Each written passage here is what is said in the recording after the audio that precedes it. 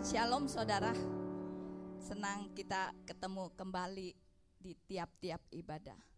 Saudaraku yang terkasih, kalau saudara membuka kitab Ester, kita tidak akan menemukan nama Tuhan. Bagaimana menurut saudara? Kitab Ester ini tidak satupun menyebut nama Tuhan. Apakah kitab ini bisa dikategorikan sebagai firman Tuhan?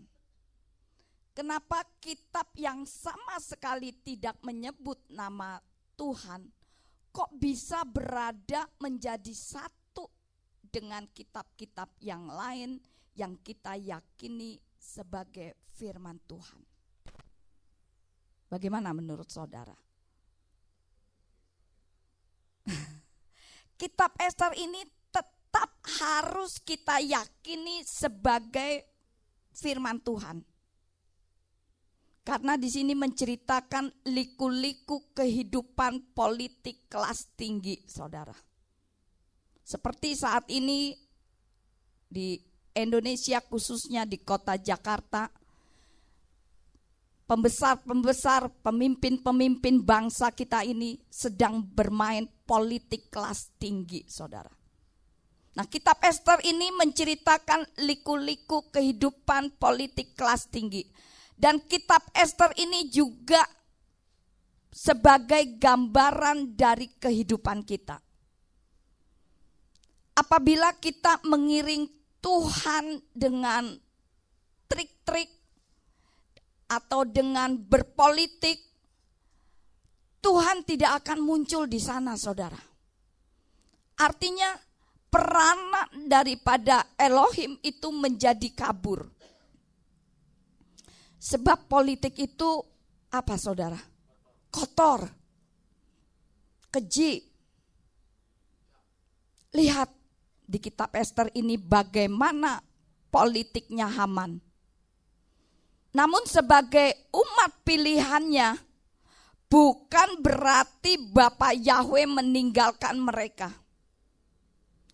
Seorang Raja Ahasweros memerintah kerajaan Persia di Babylon. Pada zaman Ahasweros, dia menguasai berapa provinsi, saudara? 127 provinsi. Mulai dari India sampai ke Ethiopia. Jadi wilayah kerajaan ini sangat besar sekali, saudara. Nah, pada tahun ketiga, pada masa pemerintahannya, raja ini mengadakan jamuan untuk seluruh pembesar-pembesar pelayan-pelayannya di seluruh 127 provinsi, semua hadir, saudara. Dia mau memamerkan kekayaan kerajaannya, saudara. Pesta ini diadakan berhari-hari sampai berapa lama, saudara? 6 bulan lamanya. Bayangin, saudara, pesta sampai 6 bulan, saking banyaknya yang hadir, saudara. Tapi setelah pesta selesai, saya yakin seperti pesta-pesta yang diadakan, pasti akan membentuk apa, saudara? Panitia. Jika pesta begitu besarnya, paling tidak panitianya itu juga besar, saudara. Nah, setelah selesai pesta 6 bulan, Ahasweros itu bikin pesta penutup panitia. Penutupan panitia ini aja pestanya itu berhari-hari, 7 hari lamanya dalam istana Susan. Kemudian raja ini meminta supaya Ratu Wasti itu menghadap raja dengan maksud untuk memperlihatkan kecantikannya di depan para tamunya, saudara. Tetapi apa yang terjadi, saudara? Ratu ini tidak mau, saudara. Ratu ini tidak mau untuk dipertontonkan kepada para pembesar dan kepada rakyat. Nah, akibat penolakan daripada ratu itu, raja marah sangat besar, saudara. Dan kemudian dia memberhentikan atau menceraikan Ratu Wasti itu.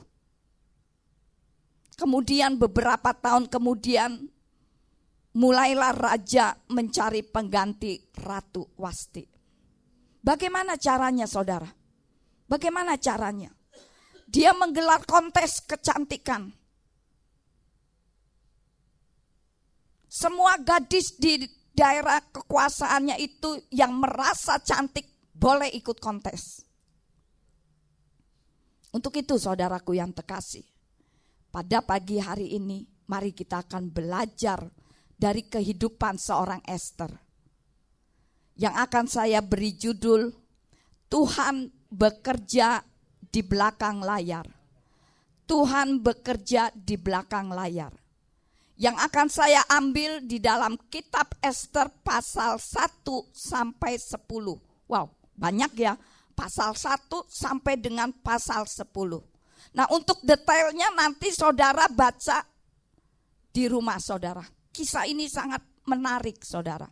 Tetapi kita akan membuka daripada kitab Ester 2. Kitab Ester 2 ayat 5 sampai dengan 7. Ester 2 ayat 5 sampai dengan 7, demikian bunyi firman Tuhan. Di dalam istana Susan terdapat seorang Yahudi dan namanya Mordekai, anak Yair, anak Simai, anak Kis, orang Benyamin, yang telah diangkut dari Yerusalem sebagai tawanan dan dibawa bersama dengan Yekhonya, Raja Yehuda, yang Nebukadnezar, Raja Babylon, telah menawannya. Dan Mordekai membesarkan Hadasa, dialah Ester, anak perempuan pamannya. Karena ia tidak mempunyai ayah atau ibu. Dan gadis itu berparas cantik dan bertubuh elok. Dan pada kematian ayah dan ibunya, Mordekai menggantikannya sebagai anaknya. Nah, coba saudara perhatikan ayat yang baru kita baca. Ada dua orang penting dalam kitab Ester. Dan mereka berdua itu saudara sepupu. Yang pertama siapa, saudara? Mordekai. Yang kedua, Ester. Mereka berdua itu orang Yahudi. Dan mereka ini sebagai tawanan, sebagai buangan di daerah itu. Hadasa adalah nama asli daripada Ester, saudara. Tetapi karena dia saat itu dibuang ke Persia, dia diberi nama Persia, saudara. Nah, nama Persianya daripada Hadasa adalah Ester. Hadasa artinya itu mistur, saudara. Adalah nama pohon. Artinya baru. Hadasa itu artinya baru. Sedangkan Ester artinya itu bintang atau berlimpah-limpah, saudara. Nanti saudara baca Ester 2 ayat 7. Rupanya kebiasaan yang terjadi saat itu, orang-orang buangan tidak boleh memakai nama aslinya. Harus ganti nama. Seperti di wilayah Indonesia. Pada zaman kekuasaan Soeharto, orang-orang Chinese khususnya, itu tidak boleh menggunakan nama Chinese, saudara. Tetapi harus diganti menjadi nama Indonesia. Seperti saya punya nama Chinese-nya sekarang tidak kepakai. Orang-orang tertentu saja yang mengetahuinya. Dan saya mempunyai nama Indonesianya Priscilla Yunita. Dikatakan Ester kehilangan bapak ibunya, di mana kedua orang tuanya ini sudah meninggal. Jadi kehidupan Ester itu saat itu serba sederhana. Dan tidak mempunyai hubungan dengan kerajaan Persia yang saat itu berkuasa. Kemudian Ester dipelihara dan diangkat anak oleh Mordekai. Kemudian Mordekai berpesan kepada Ester supaya Ester ini jangan sampai mengutarakan suku bangsanya Yahudi. Jadi harus disembunyikan. Walaupun orang tua Ester ini sudah meninggal, bukan berarti Ester ini kehilangan masa depannya, saudara. Tidak, saudara. Bagaimana kisah seorang anak gadis yatim piatu ini sebagai orang buangan di negeri orang, di mana kaumnya itu menjadi kaum yang minoritas, saudara. Bagaimana kemudian dia bertumbuh menjadi seorang pahlawan bagi bangsa Israel. Nah, menurut sejarah, Ester saat itu kira-kira umurnya berapa, saudara? Saya perkirakan saat itu umur Ester 16 sampai 18 tahun. Saat ia menjadi seorang ratu. Jadi sangat muda sekali, saudara. Suatu cerita yang sangat menarik untuk kita pelajari pada pagi hari ini, saudara. Walaupun nama Bapa Yahweh tidak disebut sama sekali. Tolong dong tusukannya dong. Walaupun nama Tuhan tidak disebut sama sekali. Kalau saudara perhatikan kisah-kisah yang terjadi di kisah Ester ini, maka saudara bisa melihat bagaimana Bapa Yahweh bekerja secara hebat di belakang layar, saudara. Walaupun Ester ini yatim piatu, hidup di dalam pembuangan, tetapi dia bisa menjadi kunci kehidupan sebuah bangsa yang besar, saudara. Dan hanya Bapa Yahweh yang sanggup mengerjakan hal ini semua, saudara. Ini yang membuat kenapa kitab Ester ini menjadi sebuah buku yang sangat menarik, saudara. Kalau di zaman sekarang, mungkin Ester ini seorang yang sangat Kristen, saudara. Meskipun Ester ini enggak pernah menyebut dirinya Kristen. Meskipun dia tidak menyebut-nyebut dirinya adalah anak Elohim. Tetapi perbuatannya itu sangat memuliakan Bapa Yahweh, saudara. Sedangkan zaman sekarang banyak orang mengaku orang Kristen, banyak orang mengaku anak Tuhan, tetapi perbuatannya sama sekali tidak seperti orang Kristen, tidak seperti anak Tuhan, saudara. Benar nggak, saudara? Benar, saudara.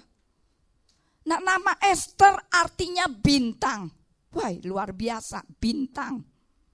Namun untuk menjadi seorang Ester, untuk menjadi bintang, itu perlu apa, saudara? Perlu orang, saudara. Dan orang itu kebetulan namanya Mordekai, saudara. Ester selalu patuh mendengar suara daripada Mordekai. Demikian juga Mordekai itu sayang banget kepada Ester. Sehingga selalu memperhatikan Ester, saudara.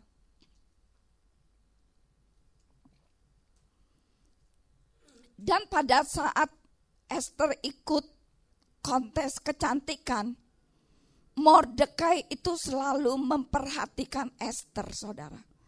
Sorry, saudara, saya suaranya lagi hilang.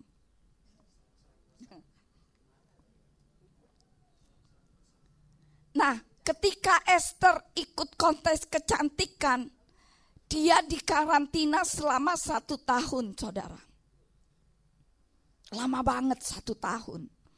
Mungkin selama 1 tahun ini, ia dilatih bagaimana berperilaku menjadi seorang ratu nantinya kalau dia terpilih. Cara jalannya, cara duduk, cara makan, semua harus diatur. Seperti saat Lady Di menjadi seorang istri dari Pangeran Charles. Dia itu dibina, dia itu diatur cara jalan-jalannya, saudara. Nah, mengapa Esther ini dipakai oleh Bapa Yahweh untuk menyelamatkan bangsanya, saudara? Sini kita akan belajar, saudara. Yang pertama, saudara, Esther seorang yang bisa pegang rahasia. Jadi yang pertama, pegang rahasia. Coba kita buka kitab Esther 2. Esther 2 ayat 10 sampai dengan 11. Esther 2 ayat 10 sampai dengan 11, demikian bunyi firman Tuhan. Atau ada yang bisa bantu baca?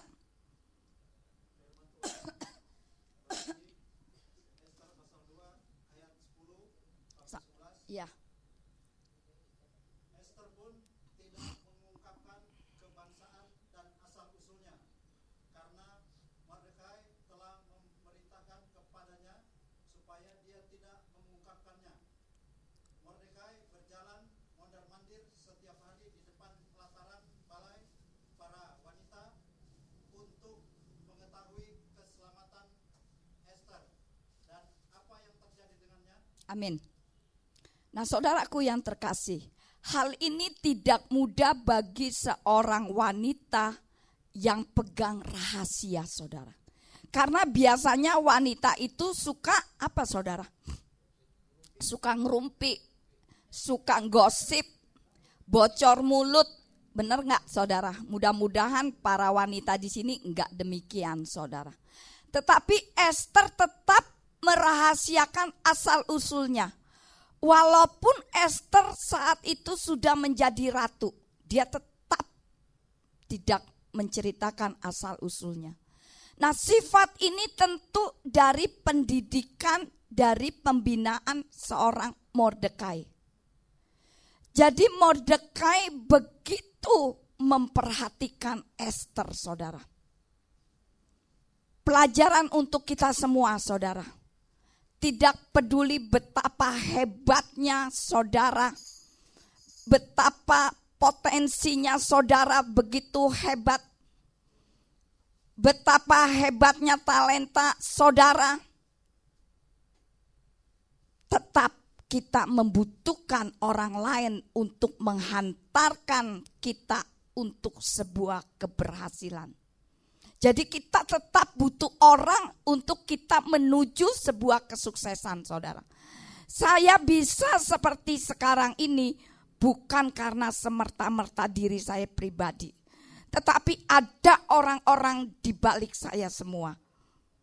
Ada senior-senior saya sehingga saya seperti sekarang ini.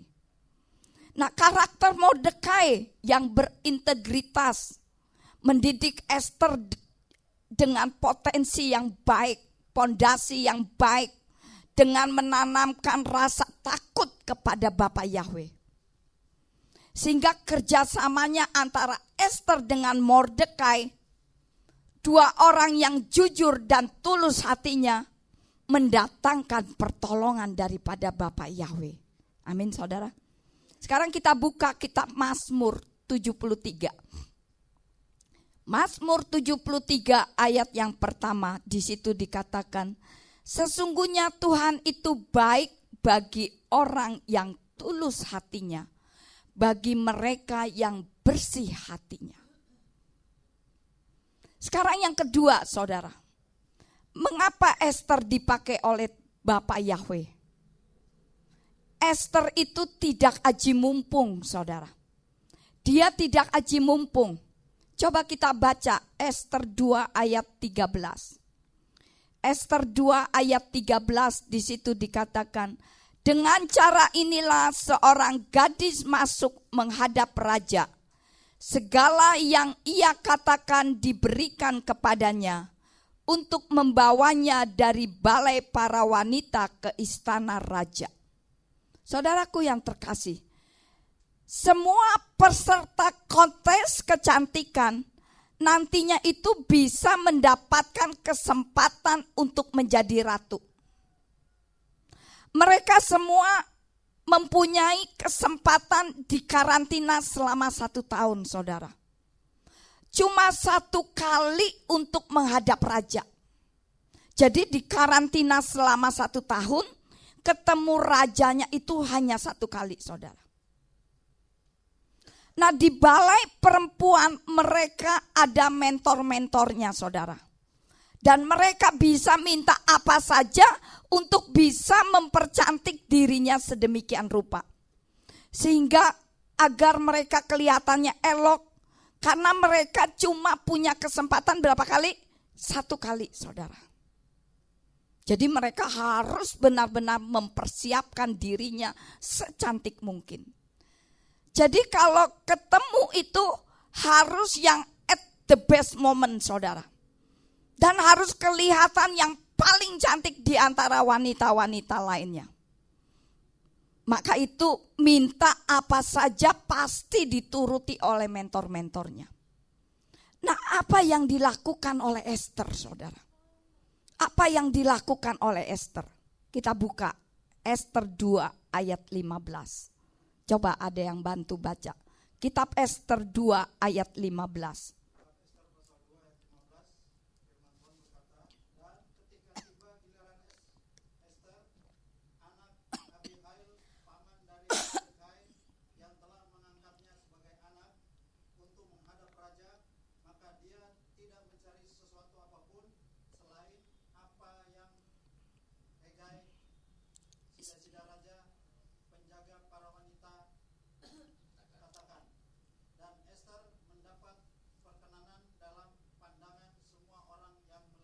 Nah, saudaraku yang terkasih, artinya apa, saudara? Artinya apa dari Esther 2 ayat 15 ini? Esther ini memang sudah cantik seperti yang dikatakan di dalam Esther 2 ayat 7. Di situ dikatakan parasnya elok, parasnya cantik.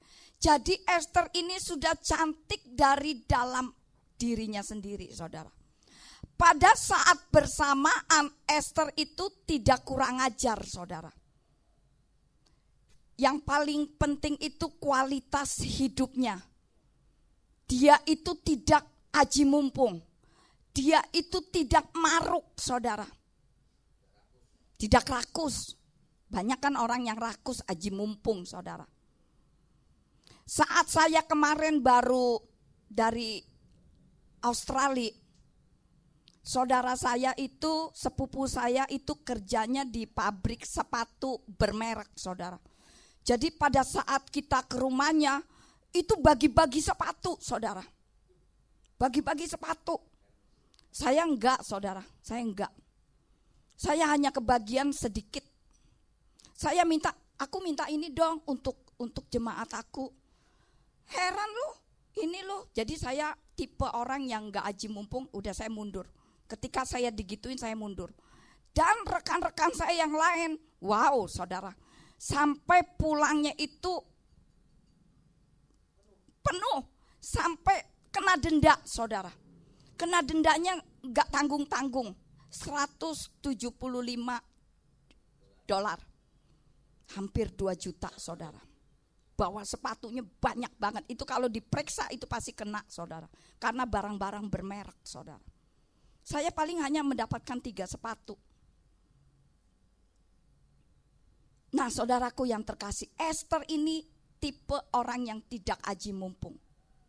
Dia sudah cantik. Dia tidak memerlukan begitu banyak aksesoris-aksesoris di dalam tubuhnya, saudara. Kalau orang udah cantik dari dalam, gak diusah dipoles-poles juga tetap cantik, saudara. Itu Esther yang kedua, saudara. Sekarang yang ketiga, saudara. Mengapa Esther dipakai oleh Bapa Yahweh? Dia seorang yang taat, saudara. Seorang yang taat. Coba kita baca Esther 2 ayat 16 sampai 17. Coba ada yang bantu baca.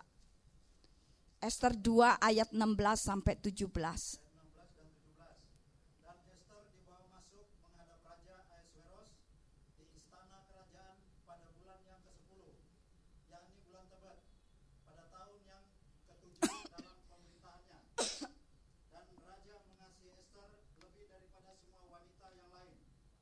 Dan dia menimbulkan belas kasihan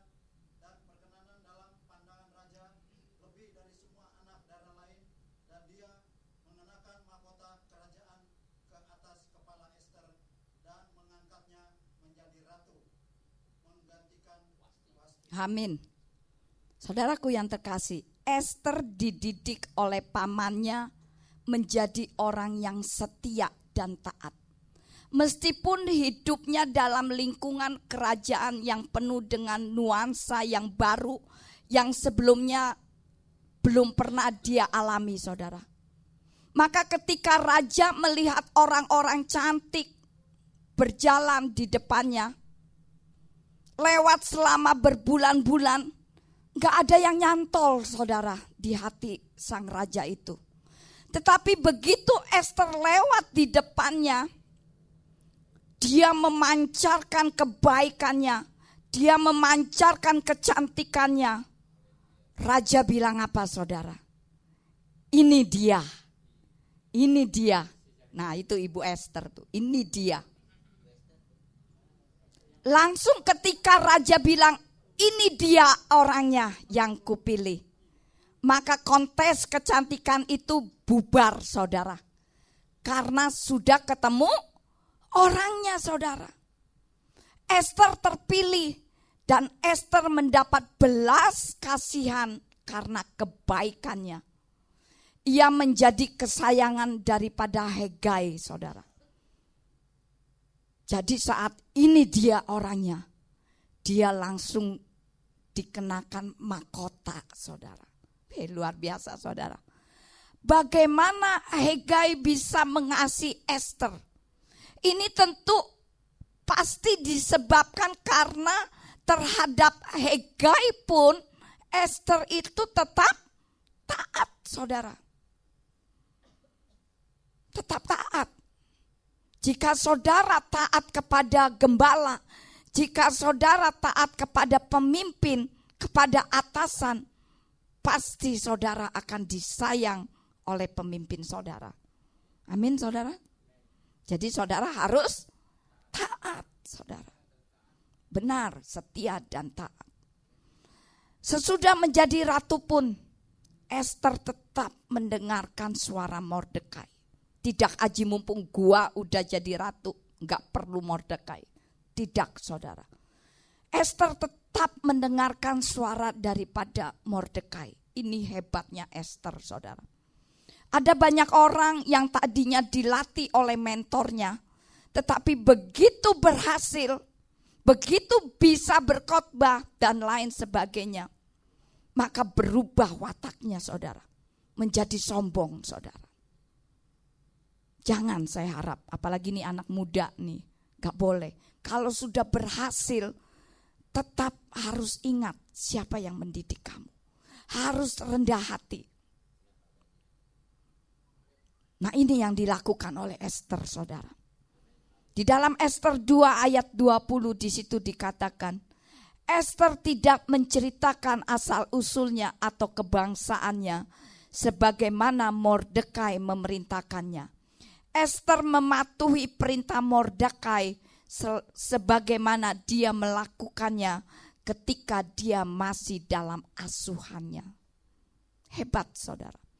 Jadi meskipun dia sudah tidak dalam asuhan Mordekai karena dia sudah menjadi seorang ratu, tetapi perkataan Mordekai dia tetap dengar, saudara. Jadi Ester tetap taat. Dari kisah Ester, kita dapat menilai bahwa Ester itu seorang yang memiliki karakter yang mudah diajar, saudara. Mau mendengarkan, mau mengikuti semua perintah, saudara. Kalau saudara mau menjadi bintang, maka saudara harus mau mendengarkan apa kata pemimpin saudara. Jadi kalau saudara diajar, apalagi dua anak muda ini, ketika mau dididik, ketika mau menjadi hamba Tuhan yang besar, itu awalnya sebagai kertas yang tanpa tulisan, masih polos. Jadi pemimpinnya mau menulis apa, itu untuk keberhasilan.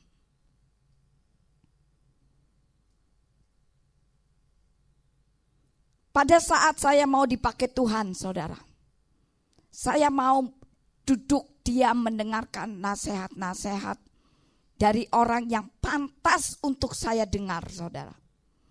Kemudian saya mau melakukan. Saya taat akan setiap nasihat yang bisa membangun kerohanian saya. Dan saya percaya yang membimbing saya tentu tidak akan menjerumuskan saya. Jika saudara mau seperti Esther, saudara harus taat kepada pemimpin saudara.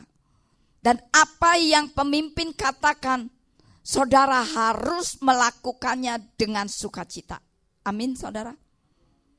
Sekarang yang ketiga, saudara. Mengapa Esther dipakai oleh Bapa Yahweh? Dia tidak memikirkan diri sendiri. Dia tidak memikirkan diri sendiri. Kita baca kitab Esther 2 ayat 21 sampai 23. Coba bantu baca lagi. 21 sampai 23. Pada hari itu, ketika Mordekai duduk di gerbang raja, dua orang sida-sida raja, Bigtan dan Teres, yang menjaga pintu, marah dan berupaya untuk membunuh Raja Ahasveros. Ayat 22, hal itu diketahui oleh Mordekai. Lalu ia memberitahukannya kepada Ratu Esther, dan Esther memberitahukan raja atas nama Mordekai. Ayat 23, dan ketiga perkara itu diselidiki ternyata benar. Oleh karena itu keduanya digantung pada sebatang pohon, dan peristiwa itu tertulis di dalam kitab sejarah di hadapan raja. Amin. Saudaraku yang terkasih, bisa saja ketika Esther menjadi ratu, itu menjadi apa, saudara? Menjadi sombong karena dia sudah jadi ratu. Sehingga ketika mendengar ada persekongkolan pembunuhan, dia tidak mengatasnamakan dirinya sendiri, saudara. Esther memberitahukan ke raja atas nama siapa, saudara? Atas nama Mordekai, saudara. Harusnya kalau Esther sudah menjadi ratu, ada persekongkolan, dia tidak akan mengatasnamakan Mordekai. Mendingan dia mengatasnamakan dirinya sendiri agar dipuji, saudara. Bukankah banyak orang-orang sekarang yang demikian, saudara? Mencari perhatian, saudara. Tetapi Esther tidak. Dia tetap mengatasnamakan Mordekai. Maka Bapa Yahweh mengingatkan raja di kemudian hari akan jasa daripada Mordekai, saudara.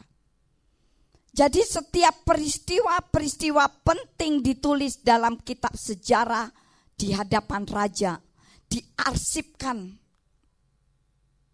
Itu di dalam kitab Esther, saudara. Kemudian apa yang terjadi, saudara? Muncul karakter lain, saudara. Namanya siapa? Haman, saudara. Kitab Esther 3 ayat 1 sampai 2 di situ dikatakan, sesudah peristiwa-peristiwa itu Raja Ahasveros menaikkan pangkat Haman, anak Hamadeta, orang Agag, dan mengangkat serta menetapkannya pada kedudukan di atas semua pembesar yang bersamanya. Dan semua hamba raja yang berada di gerbang raja berlutut dan bersujud kepada Haman. Perhatikan, saudara. Karena tentang dia raja telah memerintahkan demikian. Tetapi Mordekai tidak berlutut atau bersujud. Bandel banget nih Mordekai, saudara. Semua orang jika lihat Haman itu bersujud, berlutut, menyembah kepada Haman. Tetapi Mordekai ketika melihat Haman lewat, dia cuek saja, saudara. Dia tidak sujud menyembah sama sekali, saudara. Kemudian ayat 5-6. Dan ketika Haman melihat bahwa Mordekai tidak berlutut atau sujud kepadanya, maka Haman dipenuhi kemarahan dan terpancar dari matanya bahwa dia sendiri ingin membunuh Mordekai.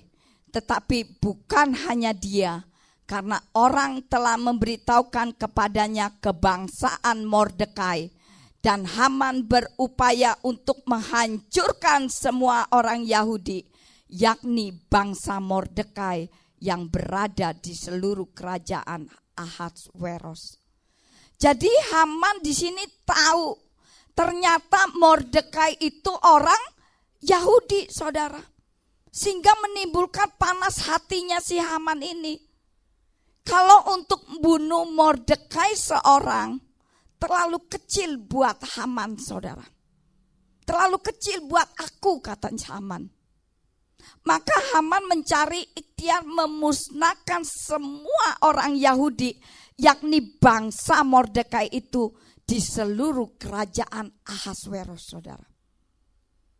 Kalau saya ada di situ sebagai orang Yahudi, kalau kita misalnya ada di situ sebagai orang Yahudi, pasti kita akan berkomentar, kenapa sih lu Mordekai? Gara-gara lu nih, gua gak tahu apa-apa, sekarang gua mau dibunuh juga nih.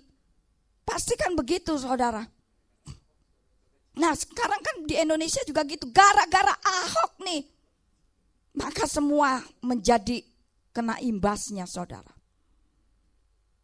Inilah permainan politik kelas tinggi, saudara. Rupanya ada sesuatu yang lebih besar dari sekedar dia tidak mau sujud, saudara. Kenapa, saudara? Kenapa Mordekai ini tidak mau sujud ketika Haman lewat, saudara? Kalau saudara baca sejarah, Mordekai tahu bahwa Haman adalah keturunan Agag, saudara. Agag. Nah, Agag adalah orang Amalek, saudara. Dan Amalek di masa di Israel itu dipimpin oleh Raja Saul, saudara. Diserbu, dikalahkan. Tetapi Raja Ahab ini tidak dibunuh oleh Raja Saul, saudara. Padahal Bapa Yahweh perintahkan untuk semua dibunuh, saudara. Tetapi Raja Ahab ini diselamatkan oleh Saul. Oleh karena itu Saul kehilangan tahtanya, saudara. Karena dia telah menyalahi perintah daripada Bapa Yahweh. Kemudian Samuel membunuh Raja Agag ini. Jadi rupanya Mordekai adalah garis keturunan yang sama dari Raja Saul, yaitu dari suku Benyamin. Jadi antara mereka berdua itu nenek moyangnya itu musuh bebuyutan, saudara. Ada dendam pribadi, saudara. Jadi Haman di situ mulai berencana bagaimana untuk membunuh orang-orang Yahudi. Dan dia mau membunuh orang-orang Yahudi, dia harus mempunyai legalitas untuk membunuh orang-orang Yahudi dari raja, saudara. Sehingga ketika membunuh tidak ada yang mempersalahkannya. Dan raja setuju dengan rencana Haman ini untuk membunuh bangsa Yahudi, saudara. Coba kita baca Ester 3. Ester 3 ayat 8 sampai 10. Haman berkata kepada Raja Ahasweros, ada suatu bangsa yang tersebar luas dan tercerai-berai di antara bangsa-bangsa di seluruh provinsi kerajaanmu, dan hukum mereka berbeda dengan setiap bangsa, dan mereka tidak melaksanakan hukum raja, dan tidak ada yang menguntungkan bagi raja untuk membiarkan mereka. Jika hal itu berkenan kepada raja, hendaklah surat perintah ditulis untuk membinasakan mereka, dan aku akan mengupah mereka yang akan melakukan tugas ini 10.000 talenta perak, supaya mereka memasukkannya ke dalam pembendaharaan raja. Dan raja mencabut cincin meterai dari jarinya dan menyerahkannya kepada Haman anak Hamadata, orang Agag, musuh orang Yahudi itu. Saudaraku yang terkasih, tentu saja orang Yahudi akan dibunuh itu menjadi ketakutan. Dan mereka berkabung termasuk Mordekai ini, saudara. Tetapi karena Mordekai mempunyai sepupu yang jadi ratu, kemudian dia minta supaya Ester ini menghadap raja, memohon belas kasihannya, supaya Ester itu membela bangsanya, saudara. Tetapi masalahnya Ester itu belum pernah bertemu dengan raja, saudara. Dan Ester di sini belum pernah mengaku bahwa dia orang Yahudi, saudara. Ester 4 ayat yang ke-10 di situ dikatakan, dan Ester berbicara lagi kepada Hatta dan menyuruhnya pergi kepada Mordekai. Dan masalahnya kalau ada orang yang menghadap raja tanpa diundang, itu pasti akan dihukum mati, saudara. Jadi orang tidak boleh menghadap raja tanpa diundang. Hanya orang yang kepadanya raja mengulurkan tongkat emasnya yang akan tetap hidup. Dan Ester mengatakan, aku belum pernah dipanggil. Aku sepanjang menjadi ratu belum pernah dipanggil menghadap ke raja. Dan Mordekai menyampaikan untuk Ester apa, saudara? Jangan kira engkau sudah dalam istana, engkau sudah menjadi ratu, hanya engkau yang terluput dari semua orang Yahudi. Sekalipun engkau berdiam diri saja, bangsa orang Yahudi akan timbul juga sebuah pertolongan, saudara. Sebuah perlepasan yang lain. Dan engkau dan kaum keluargamu pun akan binasa. Itu kata Mordekai kepada Ester, saudara. Jadi orang Yahudi ini punya suatu iman yang sangat luar biasa kepada Bapa Yahweh. Mereka punya satu keyakinan bahwa entah bagaimanapun caranya, pasti Bapa Yahweh akan menolong mereka, akan menyelamatkan mereka. Nah, Ester ini menyuruh Mordekai, kumpulkan semua orang Yahudi yang terdapat di Susan dan berpuasalah untuk aku. Jangan makan, jangan minum selama berapa hari, saudara? 3 hari. Ester ini ngerti betul bahwa kenapa dia diangkat jadi ratu. Pasti karena ada rancangan daripada Bapa Yahweh. Kemudian Ester memberanikan diri untuk menghadap raja. Meskipun dia tahu resikonya, saudara. Kalau Ahasweros tidak berkenan, pasti Ester ini akan apa, saudara? Mati, saudara. Tetapi apa yang terjadi, saudara? Yang kelima, saudara. Mengapa Ester dipakai oleh Bapa Yahweh untuk menyelamatkan bangsanya? Dia berani bayar harga. Dia berani mati, saudara. Coba kita baca Ester 4 ayat 16. Ester 4 ayat 16. Coba ada yang bantu baca. Ester pasal 4 ayat 16. Firman Tuhan demikian. Pergilah, kumpulkanlah semua orang Yahudi yang terdapat di Susan, dan berpuasalah untuk aku, dan janganlah makan ataupun minum 3 hari lamanya, baik malam maupun siang. Aku dan dayang-dayangku akan berpuasa dengan cara yang sama. Maka aku akan menghadap raja, sekalipun berlawanan dengan hukum. Dan jika aku harus binasa, binasalah aku. Amin. Saudaraku yang terkasih, Ester bersedia mengorbankan nyawanya untuk menyelamatkan bangsanya, saudara. Dia menyerahkan hidupnya kepada Bapa Yahweh dengan cara berpuasa. Pamannya yakin bahwa Bapa Yahweh itu memakai Ester untuk membebaskan bangsa Israel. Mordekai juga tahu bahwa Ester bisa saja gagal, bisa saja berhasil. Jikalau ia tidak melaksanakan bagiannya di dalam penebusan yang Bapa Yahweh mau. Bisa gagal, bisa berhasil. Apabila Ester menolak untuk menolong orang Yahudi, ia juga akan binasa, akan dibunuh, saudara, karena dia orang Yahudi. Nah, rupanya raja ini lagi baik hatinya, saudara.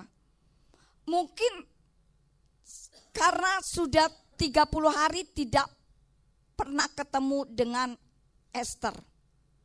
Mungkin juga raja ini kangen, saudara. Sampai raja bilang apa, saudara? Ester 5 ayat yang ketiga. Di situ dikatakan, lalu raja bertanya kepadanya, apa yang harus dilakukan untukmu ya Ratu Ester? Dan apa permintaanmu? Hal itu akan diberikan kepadamu, bahkan setengah dari kerajaan ini. Luar biasa, saudara. Ayat 4, saudara. Dan Ester menjawab, jika berkenan pada raja, kiranya raja dan Haman datang pada hari ini ke pesta yang telah aku siapkan baginya. Ayat yang kelima. Lalu raja berkata, biarlah Haman segera melaksanakan permintaan Ester. Dan raja berserta Haman datang ke pesta yang telah Ester persiapkan. Jadi rupanya saat ketemu, Ester tidak langsung bilang, raja tolong raja. Tidak, saudara. Dia juga tidak mengatakan, aku ternyata orang Yahudi raja. Dan semua bangsaku mau dibunuh oleh Haman. Dia tidak bilang seperti itu, saudara. Cuma ketika dia ketemu raja, raja bilang apa? Ada apa? Mau apa sih kamu? Mungkin sambil merayu, mau apa sih kamu sayang? Jangankan tas, jangankan berlian, seluruh setengah kerajaan akan kuberikan kepadamu sayang. Waduh, pasti. Buktinya setengah kerajaan akan diberikan kepada Ester. Itu tidak dilakukan Ester, saudara. Dia hanya mengatakan apa? Aku sudah siapkan jamuan makan malam. Tapi jangan datang sendirian ya sayang. Tapi ajak Haman. Berdua aja, Kakanda sama Haman. Kemudian Haman dipanggil, lalu raja datang dan dengan Haman ke perjamuan yang diadakan oleh Ester. Kemudian di dalam Ester 5 ayat yang ke-6, di situ dikatakan, dan raja berkata kepada Ester pada saat pesta minum anggur, apapun permintaanmu niscaya akan dikabulkan, dan apapun permohonanmu pasti akan terlaksana, bahkan setengah dari kerajaan sekalipun. 2 kali ngomong lu raja, saudara. 2 kali ngomong, setengah kerajaan akan diberikan. Maka apa jawab Ester, saudara? Di ayat 7. Dan Ester menjawab dan berkata, permintaan dan keinginanku ialah, ayat 8. Jika aku mendapat perkenan di mata raja, dan jika berkenan bagi raja untuk mengabulkan permintaanku dan memenuhi keinginanku, kiranya raja dan Haman datang ke pesta yang aku persiapkan bagi raja dan Haman. Dan besok aku akan melakukan sesuai perintah raja. sambil minum anggur. Mungkin raja minum anggur terlalu banyak, mungkin saat itu mungkin mabuk. Ahasveros tanya lagi, sayang, kamu ini sebenarnya maunya apa sih? Sampai setengah kerajaan pun akan kuberikan kepadamu. Esther bilang, apa saudara? Enggak, aku cuma minta jika engkau berkenan, aku mau bikin perjamuan lagi. Kamu dan Haman aku undang, jadi datanglah ke pestaku. Hanya itu perkataan Esther, saudara. Di Esther 5 ayat yang ke-9, di situ dikatakan, dengarkan saudara. Dan Haman pada hari itu keluar dengan hati gembira dan senang. Tetapi ketika Haman melihat Mordekai di pintu gerbang istana raja yang tidak bangkit dan tidak bergerak menghormati dia, maka Haman dipenuhi kemarahan kepada Mordekai. Saudara, Haman sangat gembira karena mendapat undangan makan. Karena dia diundang oleh ratu. Cuma bertiga lagi. Jadi dia merasa terhormat, saudara. Makanya dia girang banget. Coba kalau saudara diundang oleh Pak Jokowi, pasti bangga. Pada saat saya pergi ke Aussie, buktinya Pak Jokowi ada di sebelah. Ibu Esther sama Ibu Lela sudah mejeng. Sudah senang.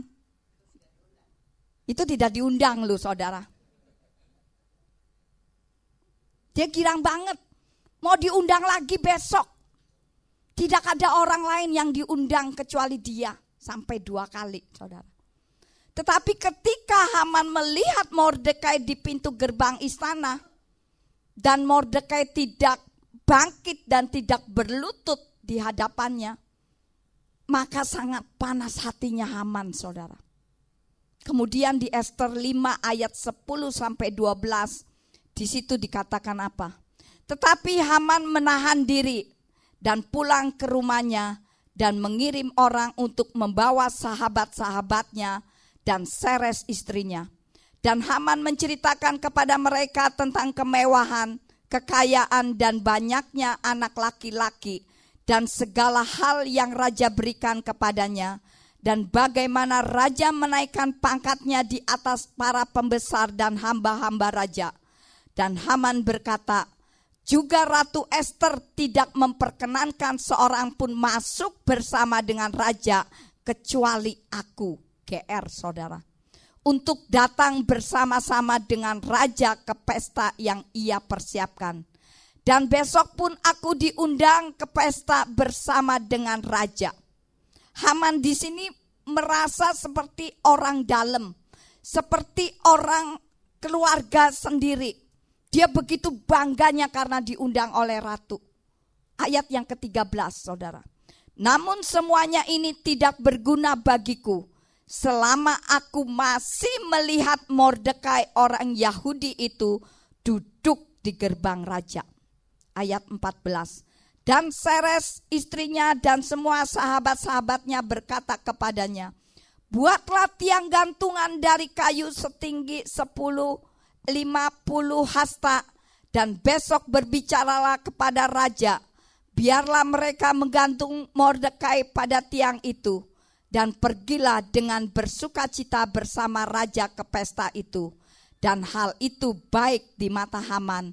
Dan dia membuat tiang gantungan dari kayu. Jadi istrinya bilang, sudah buat tiang. Besok pagi-pagi hadap raja supaya Mordekai dibunuh. Jadi pada saat pesta aku tidak kepikiran lagi soal Mordekai. Kemudian Esther 6 ayat 1 di situ dikatakan pada malam itu raja tidak bisa tidur. Perhatikan. Pada malam itu raja tidak bisa tidur dan dia memerintahkan untuk membawa kitab catatan sejarah. Mereka membacakannya di hadapan raja. Bayangin saudara. Raja sampai tidak bisa tidur. Lucu kan? Raja sampai tidak bisa tidur.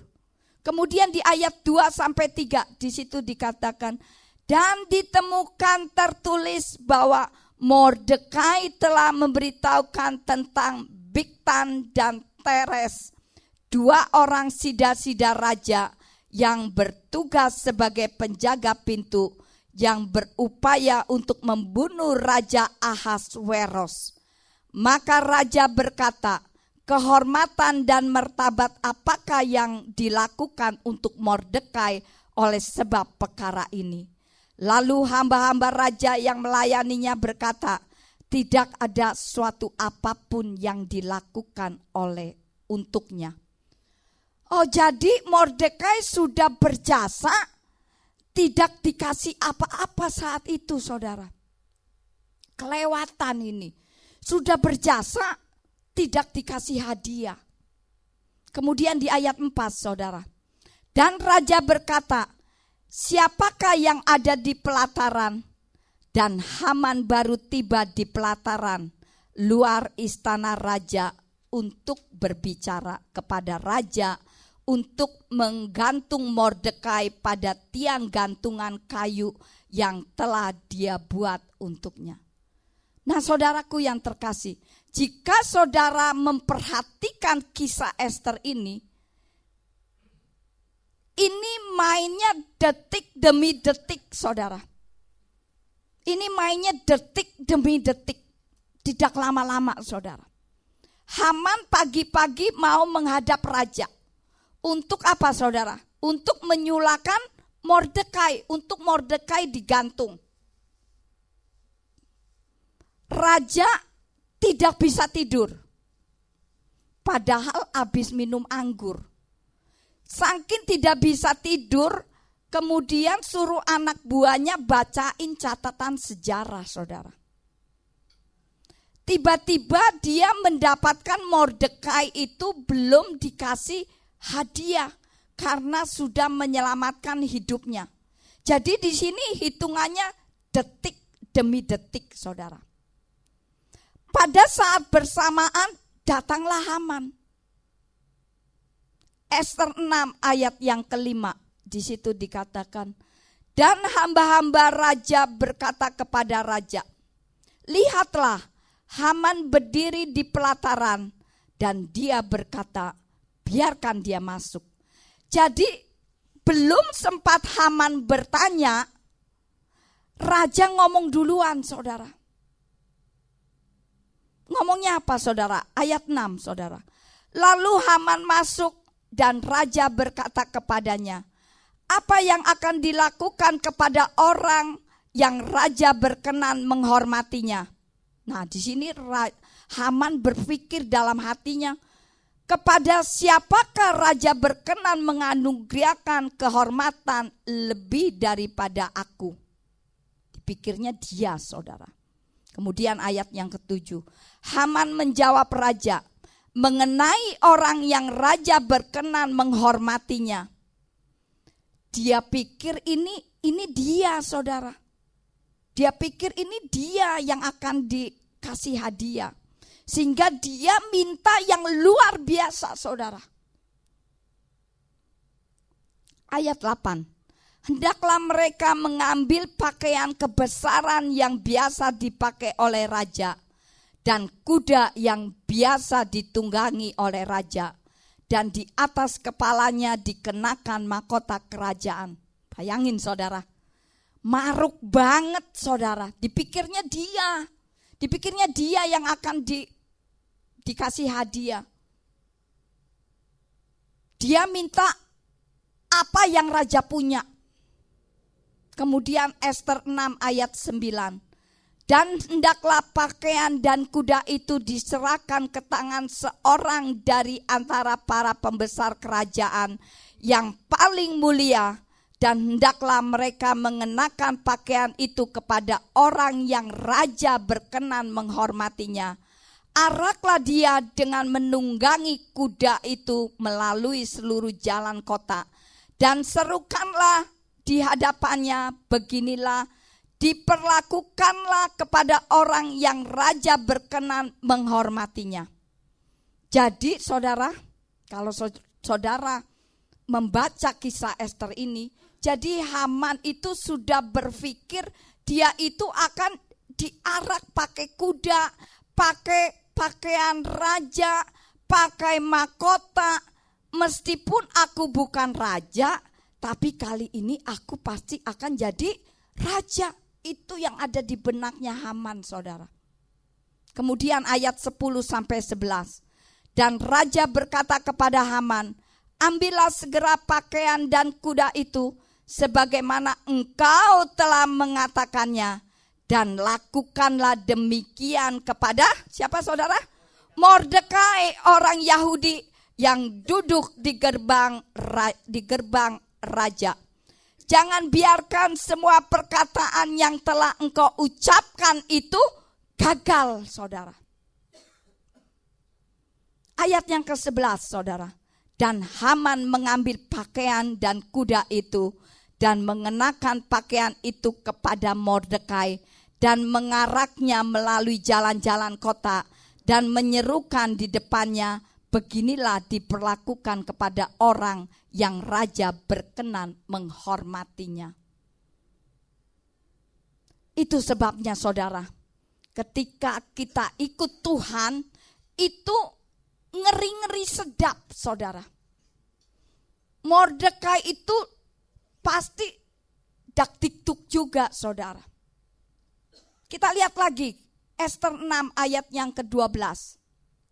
Di situ dikatakan, dan Mordekai kembali ke gerbang raja, tetapi Haman bergegas-gegas pulang ke rumahnya dengan duka cita dan kepalanya terselubung. Jadi Haman di sini apa, saudara? Stres, saudara. Dongkol pastinya, saudara. Pasti mungkin juga nangis, saudara. Kemudian kita lihat, saudara, Ester 10 ayat yang ketiga. Coba bantu baca, sudah serak suara saya. Ester 10 ayat yang ketiga, demikian firman Tuhan.